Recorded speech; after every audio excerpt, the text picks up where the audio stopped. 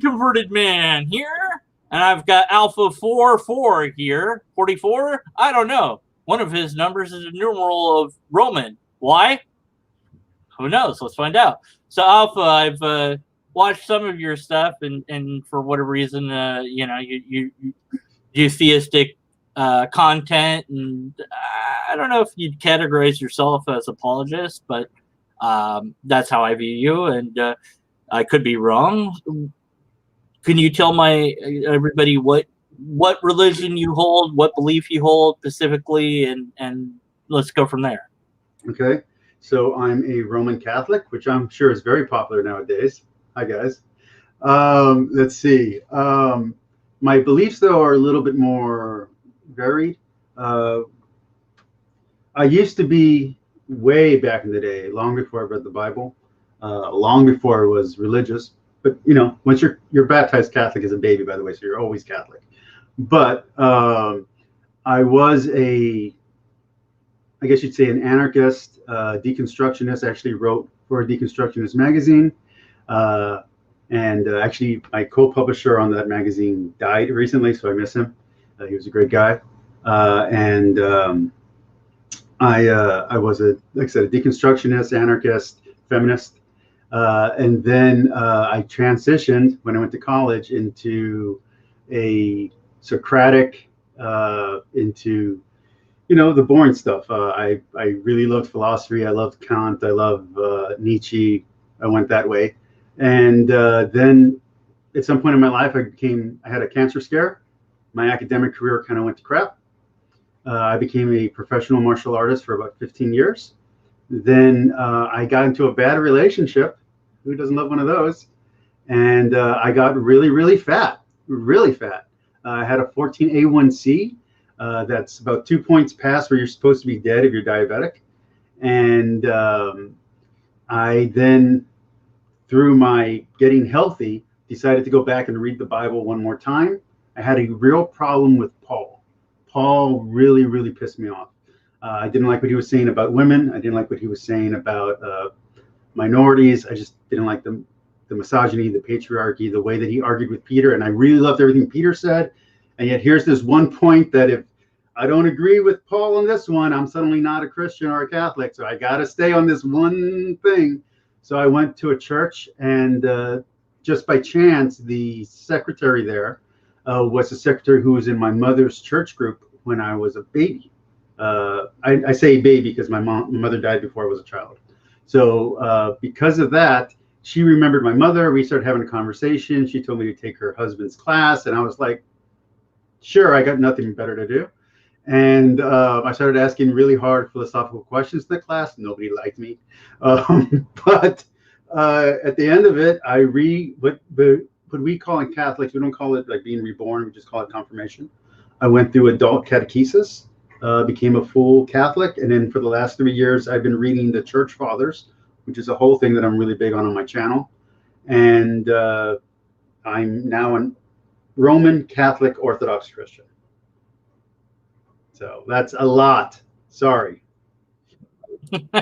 No problem. I mean, it's a good background, and I think it flushes out a lot of things. These tough philosophical questions, of course, that's what many of us are engaged in to one degree or the other. The theist is saying, well, what about this? And the skeptics or the atheist is saying, well, what about that? And we're all just trying to figure out reality, I suppose, to some, degree of competence, whatever we pitiful humans can muster on that. It seems like we're all trying to figure out how things work, broadly speaking. If you don't mind me asking, so I just gave you my background, a short version, because I think on your channel you've given your background before, but how did you come to atheism, and what's your current philosophy, not necessarily your atheistic standpoint? Man, I mean, I'm tempted to just say get my book because all that, but yeah, I mean, I was a Christian for a while, and quite some time, and I looked for evidence to support it, and I found it wanting and lacking. And I looked at the arguments. I thought those were great until I learned logic, and then those arguments, I saw them as being broken, and that was it. So here's what I just heard you say to me. You're on the verge of becoming a Catholic saint. I'm looking forward to welcoming you in. What? That's St. Augustine's story. To what now? St. Augustine, or whatever you pronounce his name. St. Augustine was a hardcore atheist for a long time because he found the Bible ridiculous. He's like, how can you believe these claims in the Bible? Look at this and this and this. Look at all these things. They're terrible. How can there be a flood? How can God ask this person to sacrifice for this in this kind of way? He has all these really hard questions. And thanks to the intervention of his mother, he eventually became a Catholic, eventually became a pope, eventually became a theologian, eventually became a saint in the Catholic Church. Okay. Sorry, that threw you off. So that was, that's basically it for me. So yeah, it seems to me that we're all, trying to figure out, how things are, or what things are about, and get to the core of that. And the big question, almost, I don't know if it's at the center of it, but it seems to me that it is epistemology.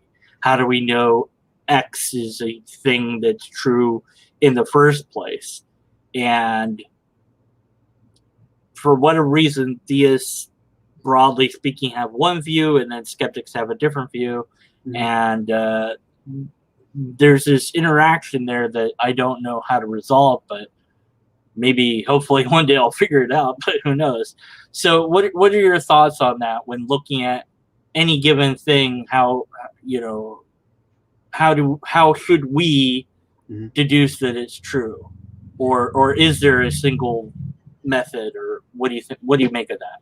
So I have a faith-based answer, and then I have a personal answer. My faith-based answer would be that there's only one truth. It's the universal truth, and all other truths are reflection of that truth. But my personal answer is that there is an absolute, it's an absolute truth versus a falsehood. That would be my answer. Okay, but how do we deduce what's true and what's not true? What system are we utilizing to do that?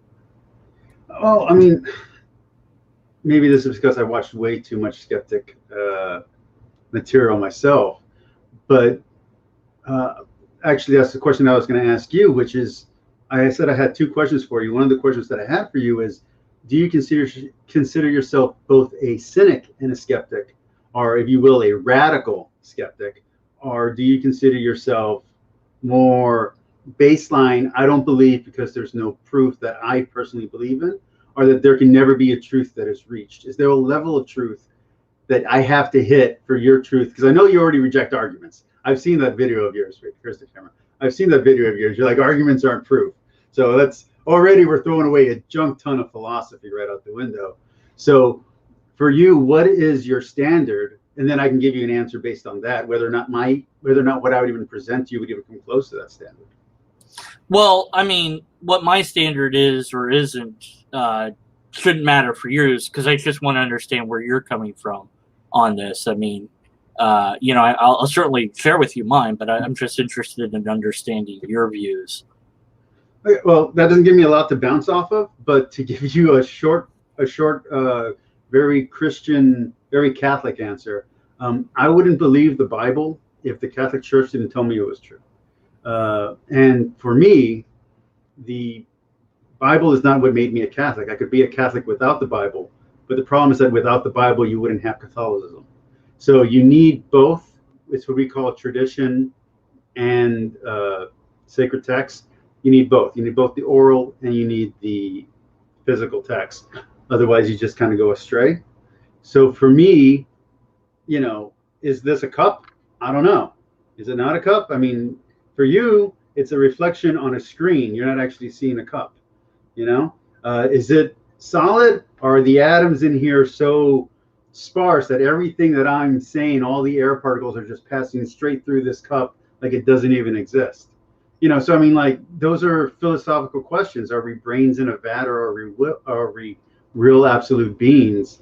I can tell you that I believe I'm real, and I can tell you that I have no proof to say that I'm real, but I believe that I am personally a real being, and so that's where I come from. Right, right. Well, yeah, well, we'll get back to it, but I'll go because I said I would. I'll explain to some degree my as you asked what my level or flavor of skepticism is, as you will. I think that there are a priori things, they call them a priori beliefs, and I don't have a better term for that, so that's what it is.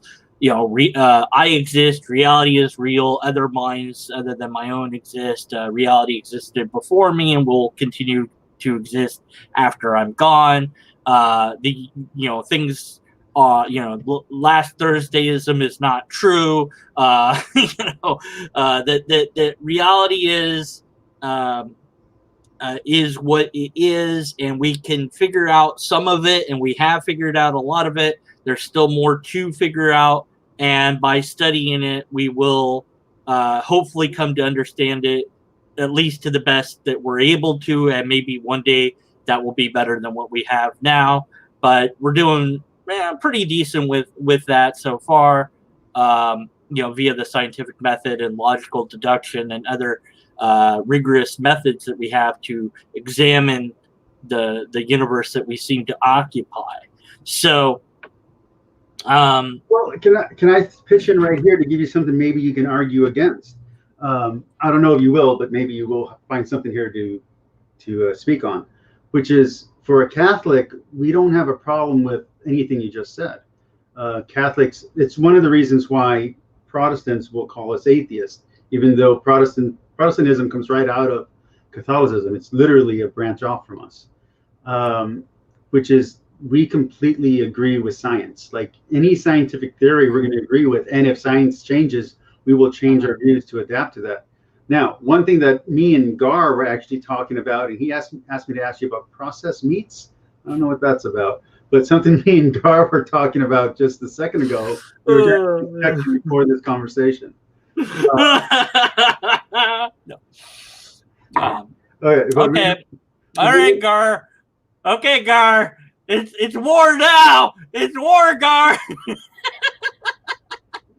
But what me and him were actually just talking about was orthodoxy and heterodoxy and heresy. And he was saying, well, could you give me a list of things that are orthodoxy? And I said, I could, but there are people who have done it better than me, and I don't want to speak for my religion. And that's something that I actually wanted to bring up to you earlier before we even had this conversation, but I forgot to bring it up, which is, and it's something I want to share with your audience, because a lot of atheists who come to my channel and start dogging on religion on my channel don't seem to understand about my channel. I've made 2 apologetic videos, 2. All the rest of my videos on the Bible, I'm looking at it at a philosophical and literary standpoint. And I'm looking at just what the text says. I'm not doing a thing a lot of Protestants do, which is add in a little extra word here, a little extra word there to get it to say something slightly nicer than what it really says. I don't do that. I consider myself a writer. My wife is a professor. She would kill me if I started playing around with words like that. So no, I don't do that kind of thing on my channel, because if I was going to do apologetics, I'd be arguing for the Catholic point of view. When I'm interpreting the Bible, I have Genesis, and right now I'm finishing up a series on Revelation, where I'm just looking at it in a literary standpoint, and I'm going back to original sources and references. So if the Bible references a book, I'm going to that book and I'm looking at what that book is referencing and what that book is saying when I do my explanation. It's probably why my channel is not very popular among religious people, but that's the way that I take my standpoint on the Bible. Well, the question of going kind of wrapping back to epistemology, if you don't mind, you said Catholics, broadly speaking, aren't opposed to science, which is one thing that is great. I mean, we don't have to debate evolution or the age of the earth or the shape of the earth or the age. It's like, oh, all that stuff, no problem. Great, fine, we're all on board. There's a question of testability of any given claim. right? And there is a particular claim that I am thinking of that some Catholics make that could be testable. So I want to ask you first if you believe that it's true, and then we're going to dig into whether it could or couldn't be tested. And I bet you can guess what it is, but can you guess? Come on. Transubstantiation? Yes! Yes. He knew. He read my mind. It's amazing. Well, I mean, because it is quite the claim. It is quite the claim, but it would hypothetically be testable unless I, mere skeptic, am getting it wrong. Now, correct me if I'm wrong. This is how I understand it. You put the wafer, the bread, the whatever it might be, into your mouth, and then it becomes the flesh of Jesus. Before that. And then you eat it. So I guess you're a cannibal at that moment, but I don't know. But at any rate, so it literally, or is it literal, or is it spiritual? Because if it's spiritual, then there's no test. If it's literal, then there's got to be a test that we could do. So in the Catholic world, there's many shades here, by the way, because I'm gonna just to backstep just a little bit. Right. If you're Catholic, you don't have to believe in science. We just prefer that you do. Right. But we're going to focus on your stuff, your beliefs. Okay? So there are two. Well, and just to be clear, this is not something that I've ever had to question for my personal faith. But there are two standpoints, which is there's the current standpoint of let's call it the catechistic standpoint, for lack of a better word, or the apologist standpoint. And then there's what we call the rad trad. And rad trad are people who take everything the church has ever said to be absolute. Okay, these are not the normal everyday Catholics you're going to meet. These are the people who go to Latin Mass, who are hoping that everyone in the world becomes Catholic before tomorrow, and they believe almost the exact same things that evangelicals believe, except they absolutely hate evangelicals. So it's a slightly different group than what I would say I belong to. But we're all part of the same mystical family. And believe me, that's part of the answer. I'm not just saying mystical family for nothing. We're a mystical body. Okay? So we would say in theological terms that it's a mystical reality, that it's metaphysical. So the physical attributes do not change. It's still bread and still wine underneath a telescope. But Plato's forms, the form of it has changed into the mystical body of Christ in the same way I'm physically part of Jesus right now. In the same way when I die, I'll be part of Christ. All right. So there's no testing that then. Wait. So let's go back to the rad trads. That's why I brought them up. I didn't just bring them up. Right. Okay. The rad trads take a completely different point of view. Okay. And with the rad trads, they will point to you to the miracles of the Eucharist. Okay, and you can look this up. Look at Taylor Marshall. He has a lot of videos on this one, actually, or at least a few. And what this is that there are certain breads and certain wines that have physically congealed into human blood. And under a microscope, it is real human blood. Now, you want to find the scam artist that's behind this? Go for it. I welcome you to look for this person. But at least as far as evidence is concerned, we cannot find, and there's an actual department in the Catholic Church whose whole job is, a lot of people think that their job is to prove that the miracles are real. That's not their job. Their job is to disprove the miracles, so that way they can we have a thing where we canonize stuff. It's a long process, not important. Right. So to disprove the Eucharist, they're trying to get all this proof. And what they do is they send these samples without telling the scientists what they are.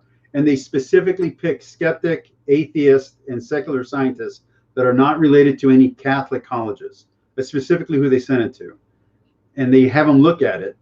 And up till now, up until the last video, none of these skeptics, none of these atheist scientists have been able to find that it's not human blood. I'll be able to find a source for it.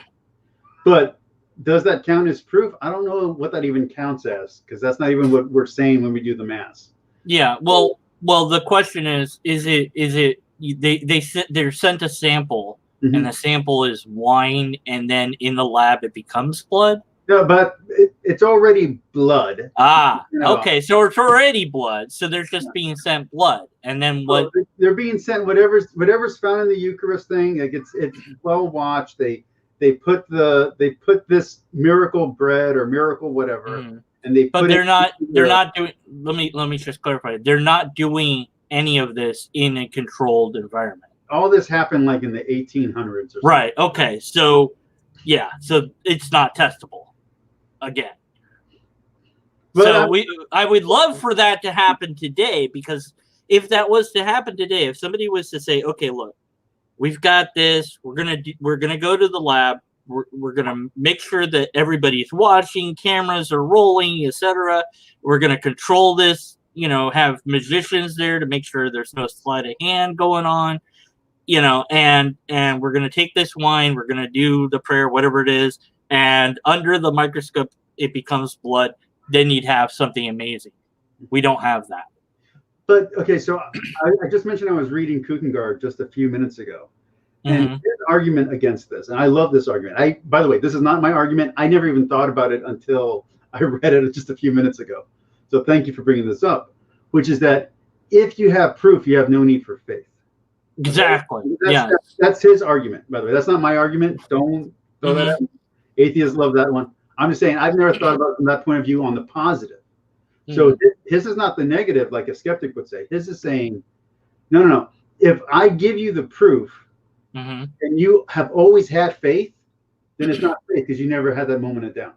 Right. And for me, mature faith, that moment of doubt is very important. So apologetics would then therefore be, if they succeed, then they've proven that God doesn't exist, at least the God that they're trying to promote, because God in the Bible wants there to be faith, and yet they're trying to provide evidence of God. But if there is evidence of God, then nobody would need faith. Therefore, if they do succeed, then they falsified their claim.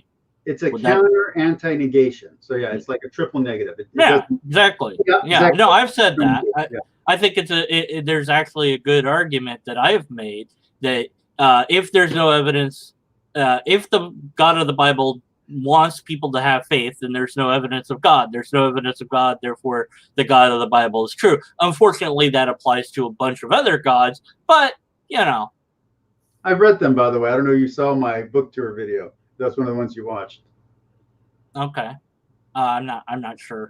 But yeah, I mean, if you have proof, then you wouldn't need faith.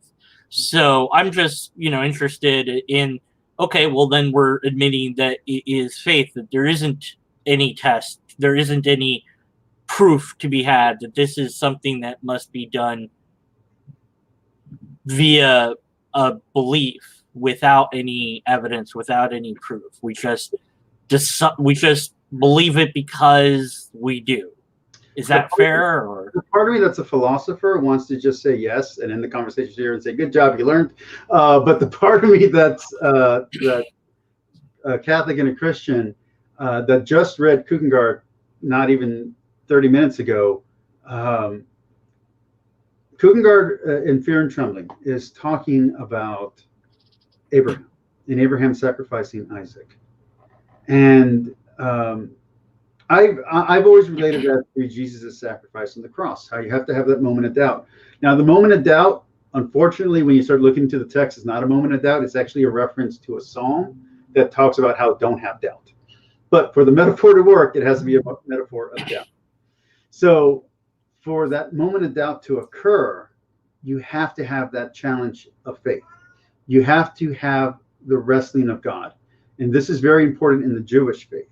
So whenever I'm reading the Shemesh or I'm reading Jewish commentary on the Bible, they talk about how you have to have that doubt. You have to have the questioning. You have to be wrestling with God, and you have to test it constantly. And even Paul in the New Testament will say you have to test everything constantly and only hold to what's true. So while the part of me that wants to be a simple C.S. Lewis type Christian and say, yes, we don't have to test nothing. Let's just have faith. Move on with your day. Everybody, good job. that part of me can't reconcile that with what the Bible's actual command is, which is to question and test and doubt and wrestle with God, grow as a human through your faith in God. And that's a very orthodox, not orthodox little o, orthodox big O idea. So it sounds like, and again, please correct me if I'm wrong, but to me it sounds almost like, I don't know if you ever saw Futurama, but there's an episode where there's a god being in the universe that's a computer that but at any rate, if you do things right, it will be like you didn't do anything at all. That if you arrange it just right, it won't seem like you exist. And so the poor skeptic and atheist folk were like, if there's God, we can't tell because it looks like there isn't one. So I'm going to give you a very biblical answer that's going to sound very unbiblical. Okay. If you're wrestling with God, you're going to get hurt. God's going to put a finger in your side and it's going to mess you up. If you're Paul and you throw away your Jewish faith to join the Christian church and you pursue the truth, you're going to be blinded. You're going to physically lose your vision, and God is not going to give you your vision back. You're going to be martyred for your beliefs, and the people who once loved you are going to hate you. And Jesus promises you will be hated for me. You will be persecuted for me. You're not going to have a good life. If you follow me, my burden's light, your life is going to suck. Mm-hmm. But come on. Well, yeah, that claim is very simple for any cult to make. If you follow us, nobody will like you or agree with you anymore. I'm sure that Heaven's Gate had something like that. It's like, hey, we're right, everybody else is wrong. And if they were right, well, then they're in heaven right now. They're dead, but they're in heaven. They all killed themselves to get into heaven that was behind that star or whatever the deal was. They all believed that. They believed it until they died. And, well, if they were right, then they're in heaven. But actually, how do we know? That's one of my complaints about the quote-unquote problem of embarrassment and the proof of martyrism. I've never liked that apologetic, and just to be very clear, it's not a Christian thing. It's an apologetic method. Muslims use it too. Hindus use it too. I don't like that method. I don't like that methodology of doing apologetics. I don't think it's a good choice. I think if you're already a believer, yeah, martyrdom is really powerful. I think if you're a believer, that scares the shit out of someone. Right. In on your point of view. Well, my broad point is that whether it's sorry, I don't know if you curse in your channel. Sorry about that. I don't know. No, that's fine. I don't care. It's fine. Okay. I'm not monetized and I don't want to be. That just believing something okay, that's what I was going to explore, right? This conflict of, well, there's no proof, but there is kind of proof, but it's such that it's almost indistinguishable from their, like you can argue to a point, but then you can't give the solid sort of empirical methodological evidence. Like you can give this, but you can't give the poor atheist what he or she wants. You can only give them these arguments or this other stuff, and it's like, yeah, we know about that, we don't care about that, we want this. It's like, well, we don't have that. It's like, okay, well, that's the problem. That's why we don't believe. And there's this disconnect there, and it's like, look, here's this I make a claim, I've got this green thing that's it's weird looking, and here's this green thing that looks weird. But if I go, well, here's God, that's kind of a problem. And it's even deeper because there's nothing I could do to show God. There's nothing I could do to test God. And all the, miracle claims or whatever that are out there are all non-testable. I read about, there's a statue, this was one confirmed miracle by the Catholic Church, and it might have been deconfirmed, I don't know. But apparently is a statue that it survived an explosion and some acid or whatever. I'm like, great, let's go blow it up. Let's see if it works. And it's like, well, did they try to blow it up? No, they just go, well, it survived that one explosion, so that's good enough. It's like, no, you have to keep testing it, because I'm like, if you had that, then that would be something. But it seems like when they confirm or deconfirm or whatever they do, that they just go far enough to satisfy them, but not to satisfy the skeptic, not to do something more scientifically robust. And so, and again, you can correct me if I'm wrong, it seems like when you're saying wrestling with God, you're saying wrestling between this faith and lack of evidence, but kind of there's evidence. Is that fair, or? Sort of. So I'm going to give you 3 levels of answers. I'm going to do like that, talk to a 5-year-old, talk to a 10. I'm going to kind of do that right now. So please don't sound stupid. But for what a Catholic or a Christian who's not a science denier, for us, evidence is very easy to find. So gravity works. Evidence, like for us, that's like, bam, good. God's there, good. Everything's working right. Cells are dividing correctly.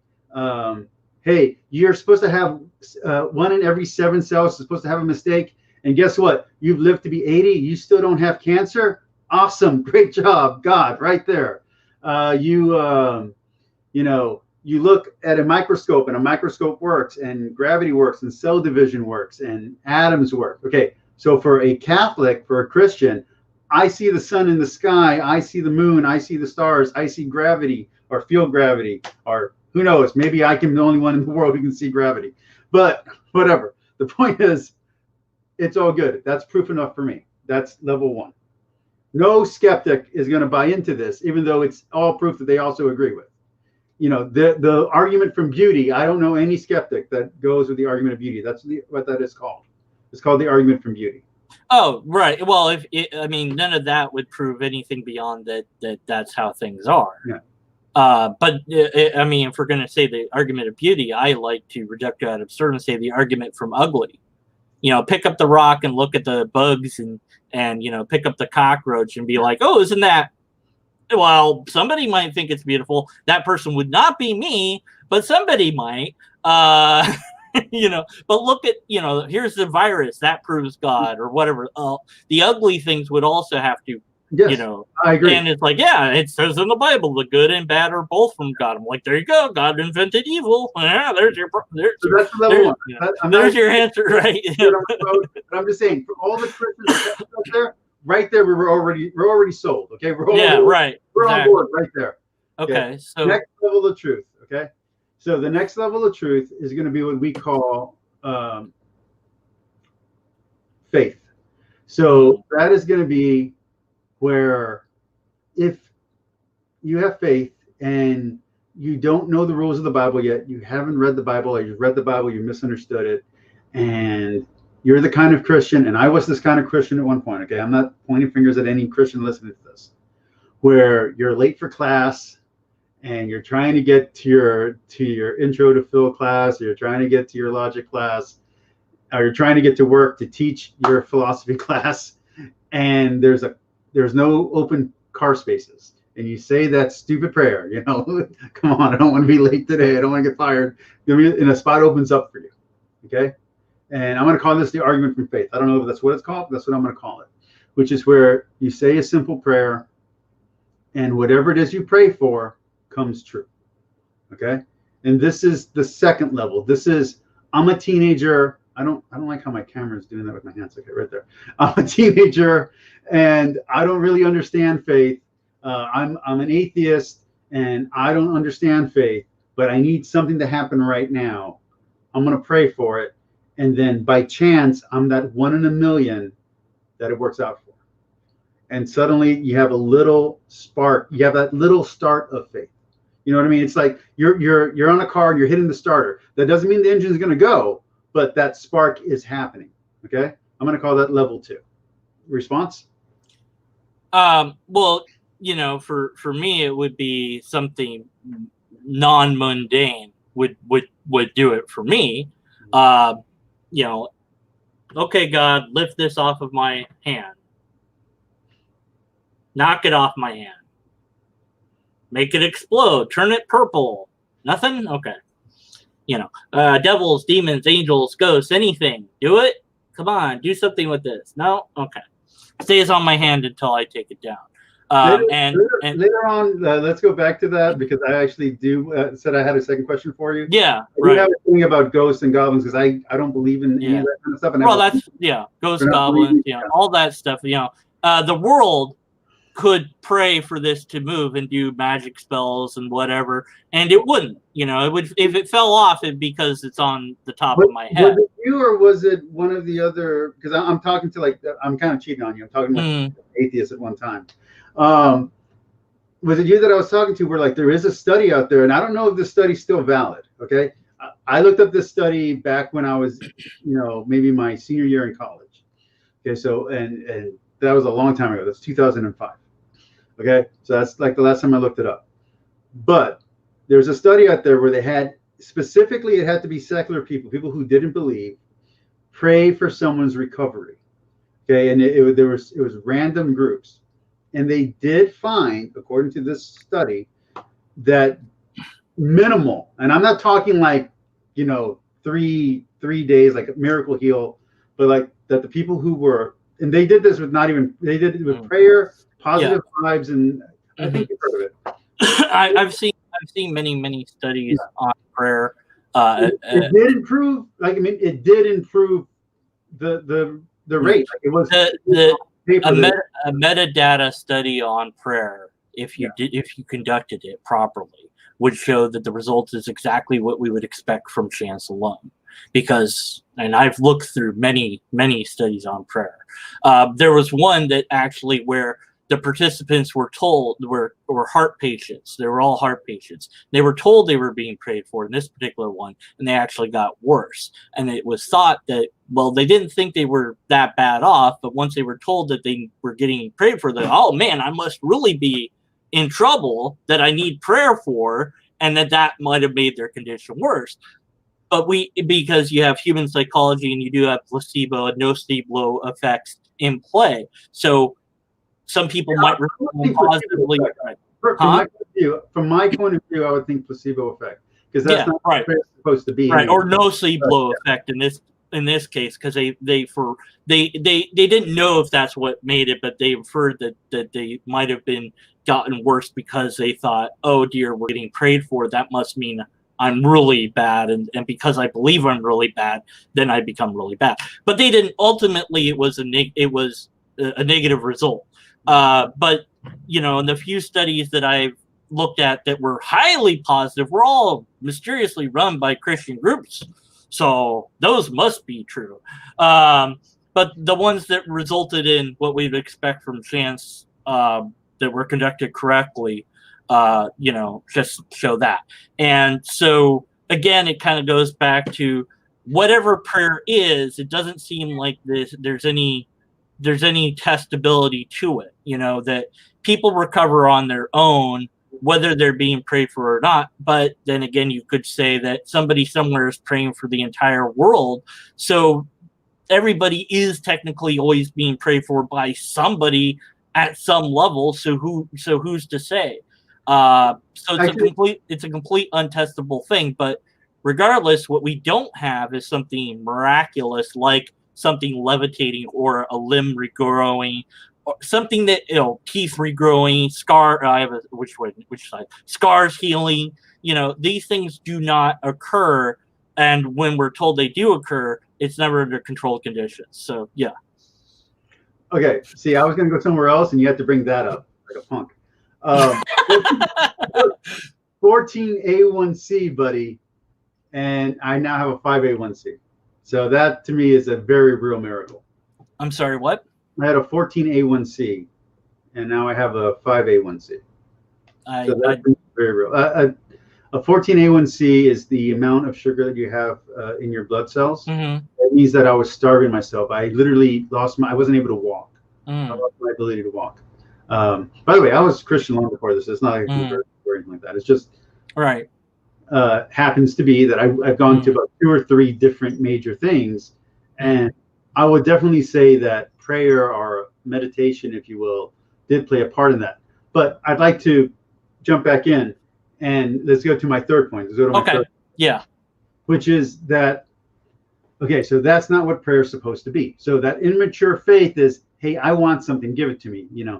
That's a very immature, very childish faith. That's, oh, the Bible is true. Did giants really exist? Was there really a worldwide flood? That's that level of faith. And that level of faith, while it is real faith, and if you die in that state, you did have faith. I mean, that's not for me to judge.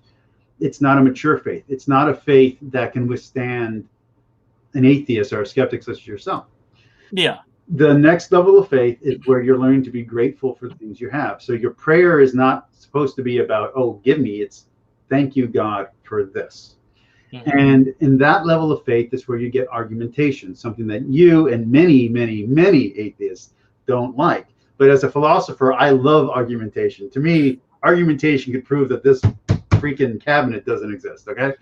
For me, personally, I love argumentation. I love philosophy. I love Plato. Socrates is my homeboy. Aristotle's better, but yeah. I'm a Plato kind of guy, and I mean, yeah. And and I love Nietzsche. Like Nietzsche is actually one of the people that helped me refine my faith. But Nietzsche doesn't matter. I love Nietzsche. I don't know why atheists don't love Nietzsche. No, he doesn't matter. Wink. Because he's a nihilist. Yeah. But no, I know. I actually did a channel. I actually did a video one time talking about Nietzsche, and I had nothing but atheists, like for 1,000 comments talking about how he's the worst, apologist, how he's the worst. I'm just like, dude, he's awesome. What are you guys talking about? Like, anyway. But anyway, the third level is going to be that where I've gone through the moment of doubt. I've gone through life. I've looked at another faith, or in my case, I've read through the text, like 30 different religions, and I've taken them all seriously. And I've looked at atheism, and I've looked at, and I've disproven to myself. I've disproven that ghosts are possible. I've disproven that magic's a thing. I've disproven that fate's a thing. I've disproven that destiny's a thing. All things not real. Okay, good. Where am I? And it's like, oh, I'm still a Catholic. I'm still a Christian. I still believe in God. Okay, I'm good. Let's move forward. Let's roll on from here. And a lot of Protestant preachers who actually, you did a video on one of these men, Matthew from 5 Minute Bible Hour. Oh, okay, yeah. Who have gone through this process, and it's for a mature faith, it's very important, because when me and Matt, and I'm not comparing myself to him, I'm just saying that when me and him are talking about religion, we're not like Mike Winger. We're not like a lot of these other preachers who are talking about like the magical, genie who's going to give you a gift and help you out. No, we're talking about like, look, life really sucks. Life is suffering. How are you going to deal with that? And what's your moral compass going to be? And does this moral code work in your life? And that's a very different conversation when you're talking to someone who can say like, okay, yeah, fine. You don't like the stories in the Old Testament, whatever. Here's what it taught me, and so no matter what. So for this third level that you're talking, or this better version of faith, or however you want to put it, it's I've put myself to my belief to the test, so to speak, as hard as and it survived. Yeah. So I guess then, given that I was a Christian at one point and now I'm a skeptic, I guess my faith just wasn't very good. Or if it's still in there, it's like being choked out by whatever little demon gremlin, just like, I got you. Yeah, that little thing. Yeah, if I'd only had stronger faith, then I would have maintained my belief. Is that fair then? No, that's not the Catholic teaching at all. Okay. That is a Christian teaching, but it's not. Okay. The Catholic teaching is catechesis, which means teaching, learning. Basically, the argument would be that you were taught incorrectly from the beginning. So, in other words, someone at some point told you, hey, the story of Adam and Eve? Real. The story of the flood? Worldwide. You Right. know, So I just didn't get the right version, and that's why. no, it's not the right version. It's not the right version. That's not what it is. Because you don't have to be Catholic to get into heaven. Mm. What it's saying, Isn't the church the capital the church? well, it's the universal church, meaning that it accepts all into one, and it combines all the different Christianities into one. Mm. So it's universal because there were 12 different patriarchs, 72 technically, and all of them got together in a meeting, kind of a big meeting. I think I talked about it before. Okay. And we all decided in a voting, we voted that, hey, this is the Orthodox faith. Yeah. So everyone who's in this tent gets to be Christian. Okay. And everyone who's not is something else. Right. But that's not what I'm talking about. We're talking about that someone gave you absolutely wrong information, and when you disproved it, because they told you if you don't believe this, you can't believe in God, or not believing in this disproves God, then there's no foundation for your faith. Augustine calls it how the Bible is so boring. That's what St. Augustine calls it. He calls it the Bible is so boring. By the way, his version of the Bible is not the 72 books that we had. He just had maybe some parts of the New Testament and like a little bit of the Old.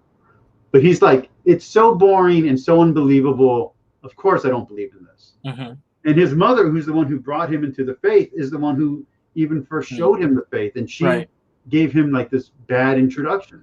Is there? I don't even remember what these levels were about now, to be honest. But is there a fourth level, or are we? No, that's it. That's it. Okay, good. Okay.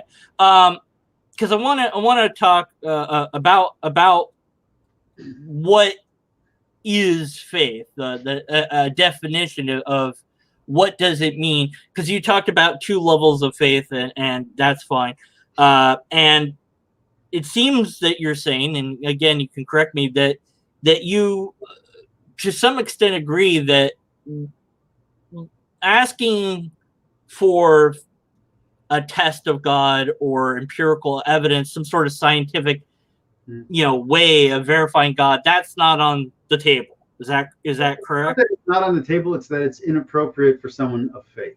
So, like, weirdly enough, this is going to sound like so weird. It's the right question for an atheist to ask. It's the wrong question for a believer to ask. Does that make sense? Yeah. No, that's fine. And then, so we'll put that to the side, and we'll say, okay, so then we have to go to epistemology of, well, how do we know this thing? Because there's all these other beliefs, Plato, you mentioned, well, Plato didn't believe in your God. So, I mean, they believed in different gods. Unless you're one of those people who believe he's a pre-Christian. Have you heard that argument? No, that sounds stupid. Oh, I love pre-Christian stuff. Come on, man.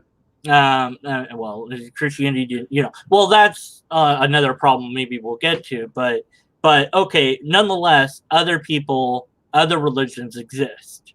So humans have created or came up with, invented, or been wrong about, however you want to view it, gods for quite some time. So how do we deduce that this God, apart from all the others, is the actual God? So I'm going to grab something real quick. I'm not leaving. I'm just grabbing something. No problem. All right, we will pause while he grabs something. I'll temporarily do this just in case.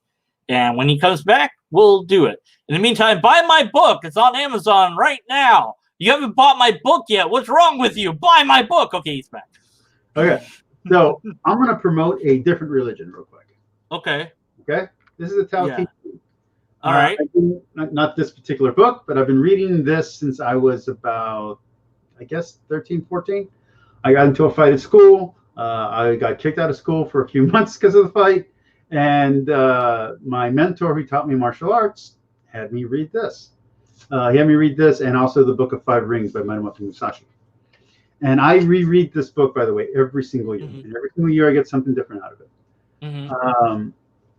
Taoism is a very important philosophy. And I spent many, I would say fruitless years, but I don't think it was fruitless. I learned a lot from it, trying to find a way to have Taoism work within the structure of Christianity.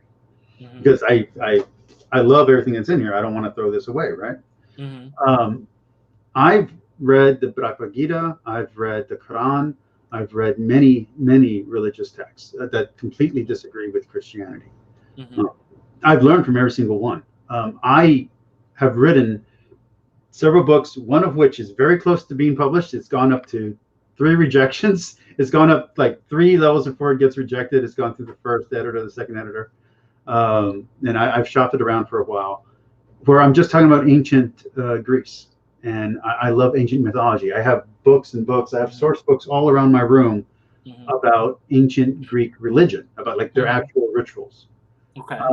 So I'm not one of those Christians who's like, Christianity was the first religion and there was no other religion but Christianity. Right. I'm not doing that. I'm not making that argument. But let's focus on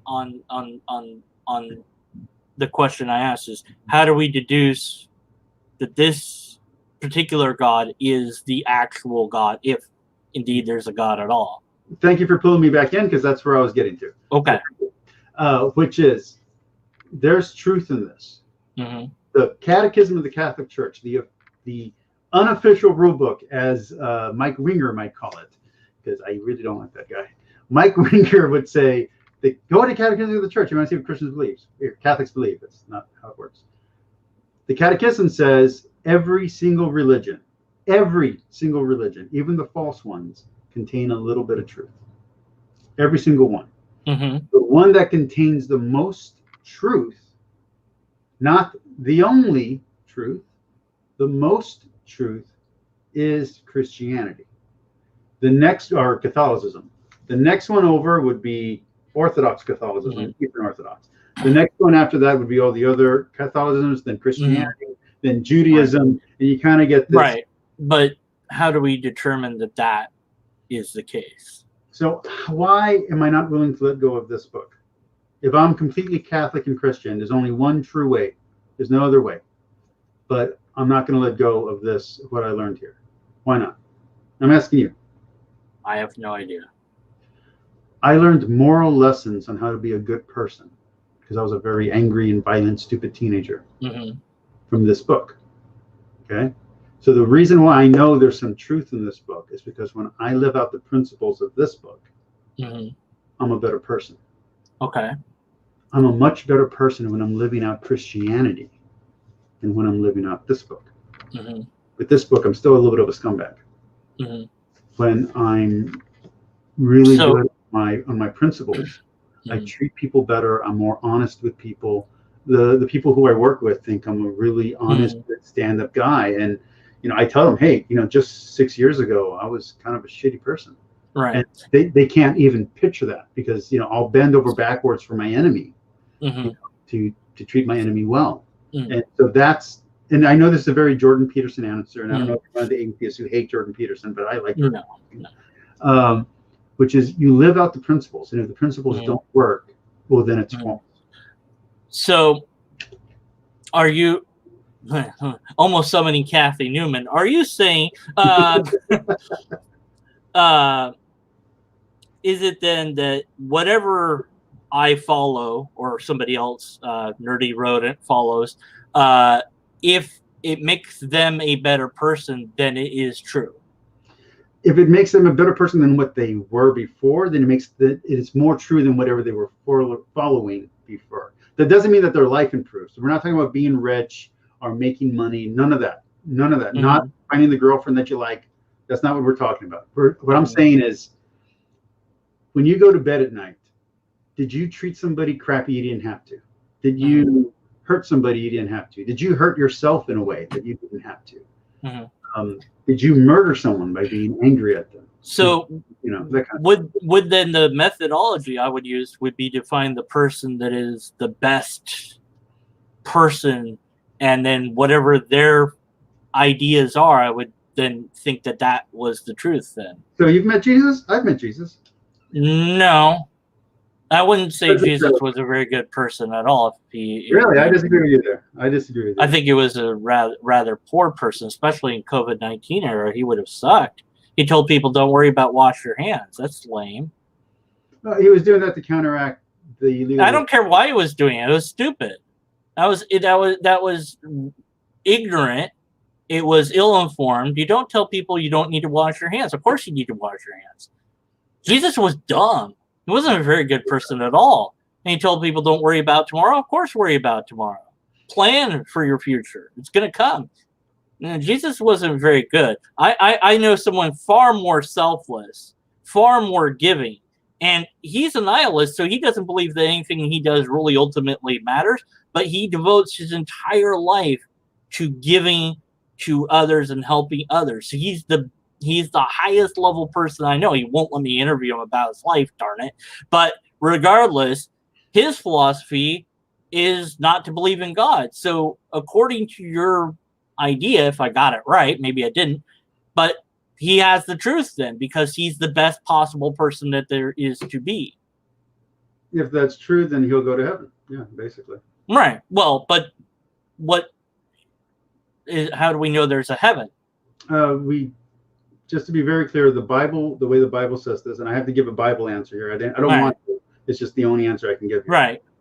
Which is, we can't judge, only God can. So if God decides that he is a good person, right, regardless of.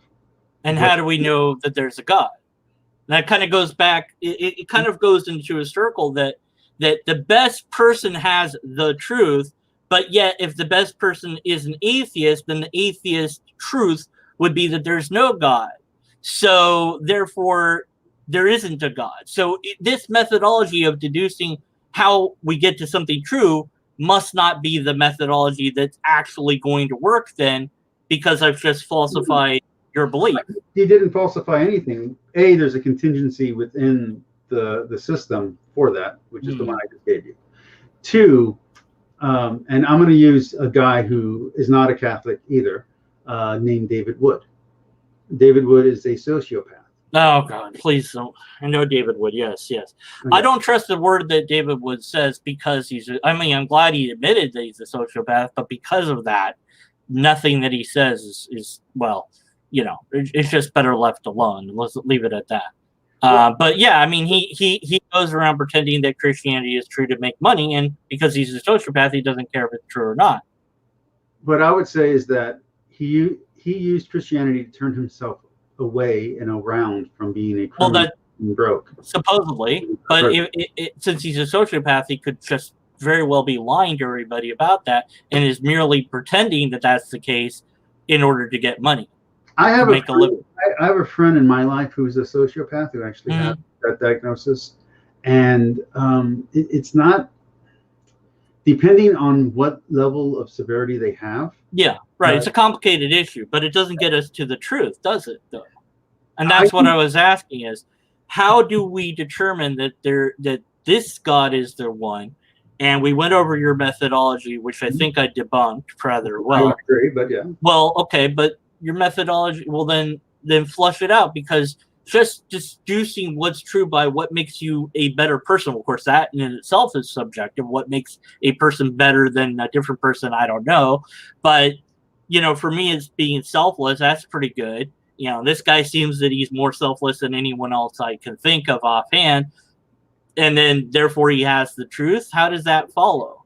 So when I've read, mind you, like I said, I've gone through other religions.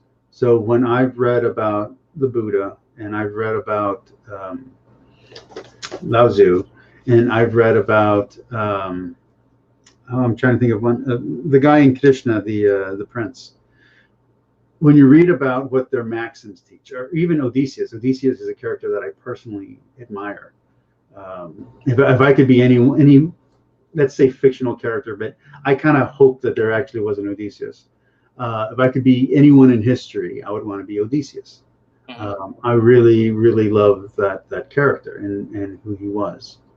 When you look at what the lessons of their life teach and the way that their lessons fill out and what happens when you imitate them as poorly as you can,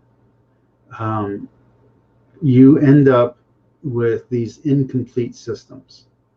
For instance, in Buddhism, the self-denial is not regulated. So you'll have people, nuns specifically, denying their children in an attempt to get to a higher level. In Hinduism, you'll have people submitting to gurus to an extent that they lose their own will and they become victims in a very ugly way. So on and so forth. Right. Wait, you asked the question. Let me answer it. Sorry, the camera's over here and I'm pointing over here. That's fine.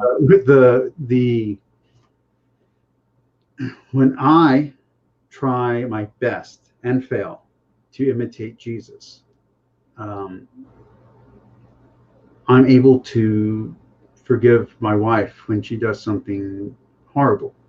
I'm able to move on from traumas in my own past without holding it against the people who committed them against me. And I'm able to help people who, I'll just be blunt, the homeless guy outside of where I work, who I don't always feel like giving money to. But one of the tenets in my religion is you got to give alms. So sometimes even when I don't feel like doing it, I do it. Right. So like, while Muhammad is a very interesting guy, I don't want to copy him. And I've read the Quran and I've had very long conversations with Muslims. You can watch my channel where I've had conversations with them. It doesn't turn out well. That ideology doesn't go well. So, but that's from your perspective, though. That it just doesn't. To me, again, all I have to do is reference somebody that I think is morally whatever, good, righteous, however you want to put it, and say, well, then therefore whatever they're following has to be true. That doesn't make sense if there's an actual truth to be deduced.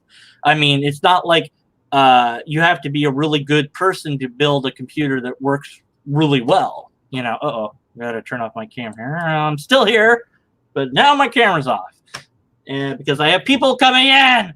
Anyways, so do you want to close it up? How many people coming in? I'm doing a thing. Yeah, I'm fine. So I mean, I could munch on this, and maybe you could make a video on it if you have a video on it on how you think this system of deducing what's true would work. But honestly, from what I'm hearing, it really does just sound like you found that this system helps you to be a good person, and that's what makes the system true. Is that fair, or am I missing something? That's a way oversimplification, but for the sake of argument, for the sake of that's briefity. Okay, fair enough. We have a number of questions in chat, and I know you said we had an hour or some odd planned, so we were at that. And I wanted to get to those questions. And I think you had a couple of things you wanted to run past me. So go ahead and run those past me so I can eat them. Real quick.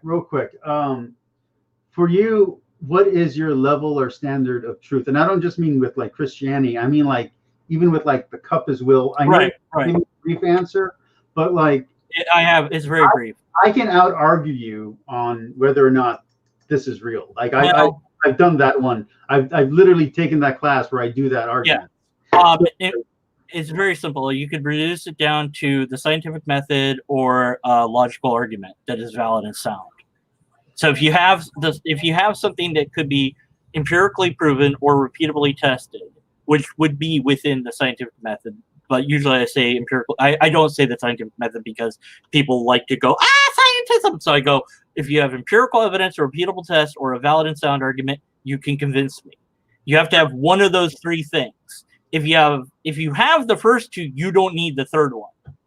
And then it'll be my second part of the same question, and then that'll be it for the question. Okay.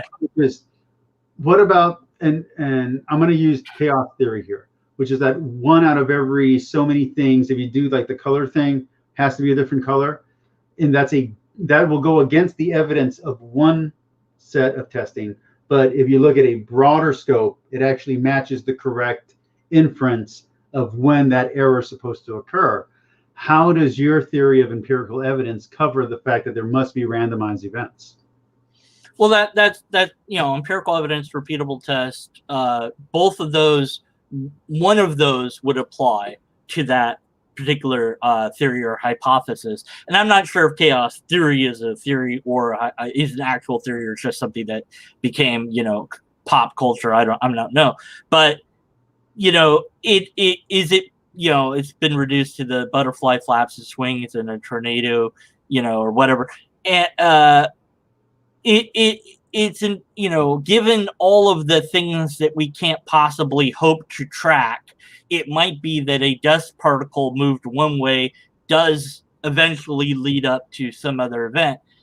If we could actually show that to be a thing, then we could confirm that it's actual.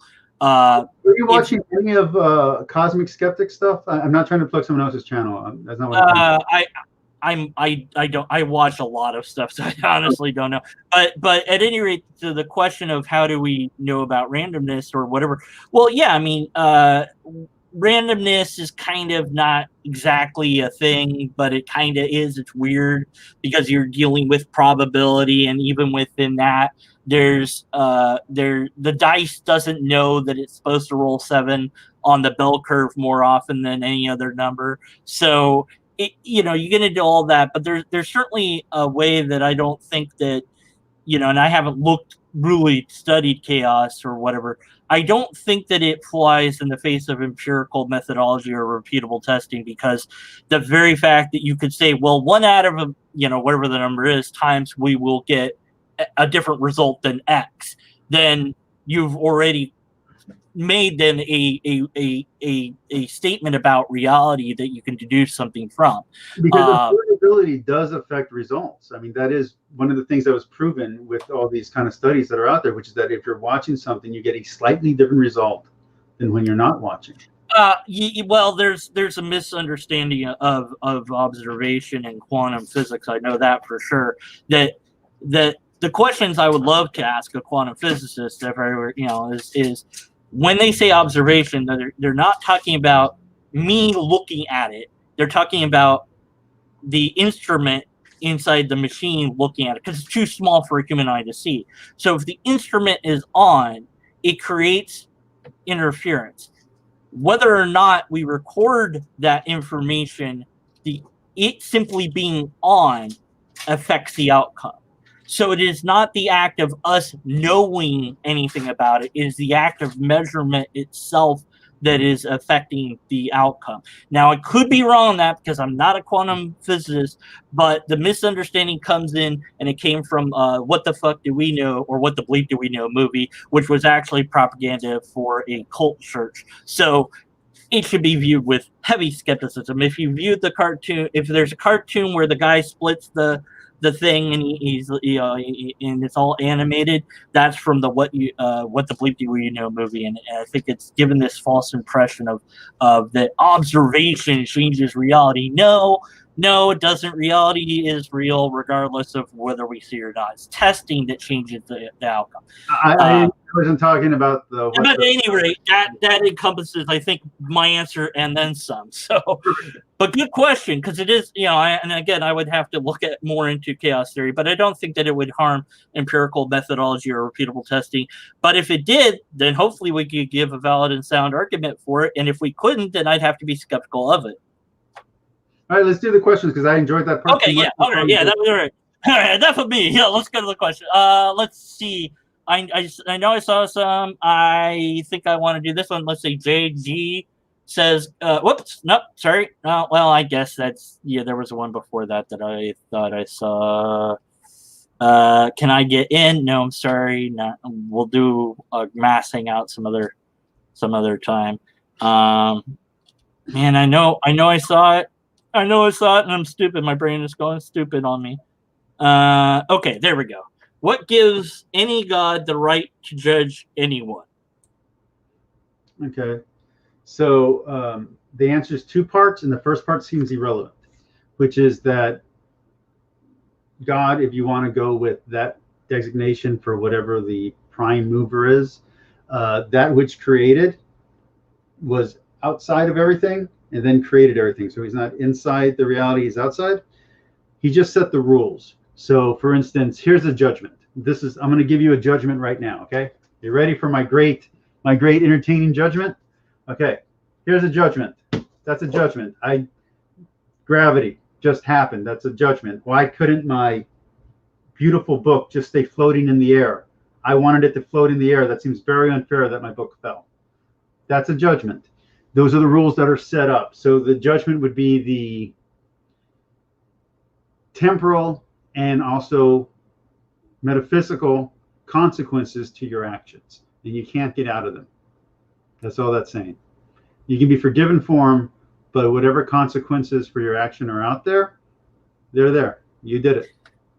Well, to flush this question out a bit, I think that if I'm understanding what Jay is saying, is that, the right to, that is to say, like if I, made a virtual world and populated it with AI that could feel pain or whatever, like if I do terrible, horrible things to those people in my virtual world, it's like, well, just because I created it, it doesn't give me the right to do whatever I want with it. Right now, you can do whatever you want. You don't have to follow any single law. It just doesn't free you from the consequences. God can do anything he wants. He created. Right, but I think he's saying, well, why, so there really isn't anything that, right. Huh? He gives himself the right. Okay, I think that answers. Now, this was in regards to the psychopath guy, David.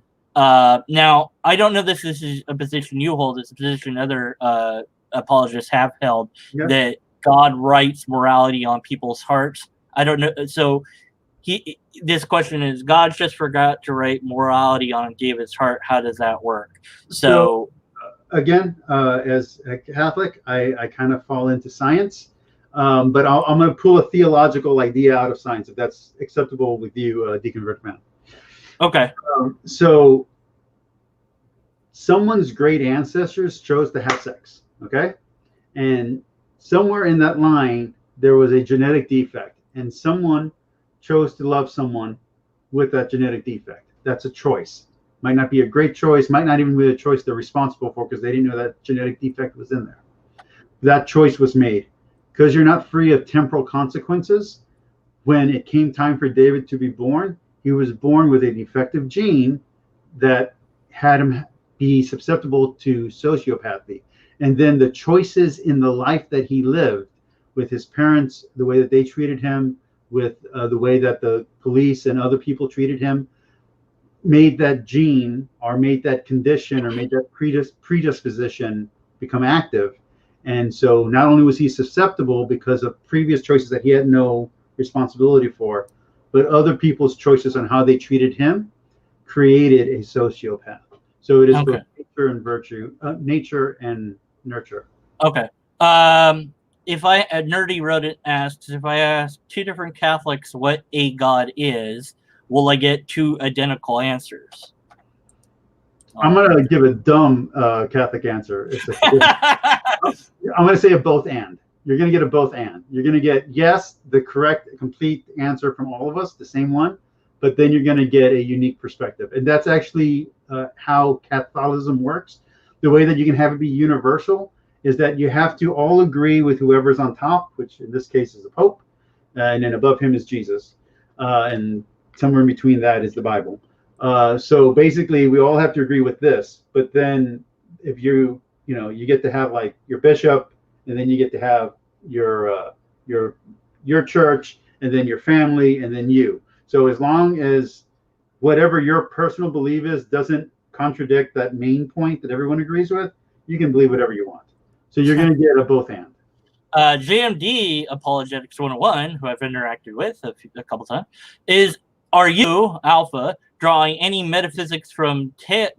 Yeah, it's a D, even though it's a T.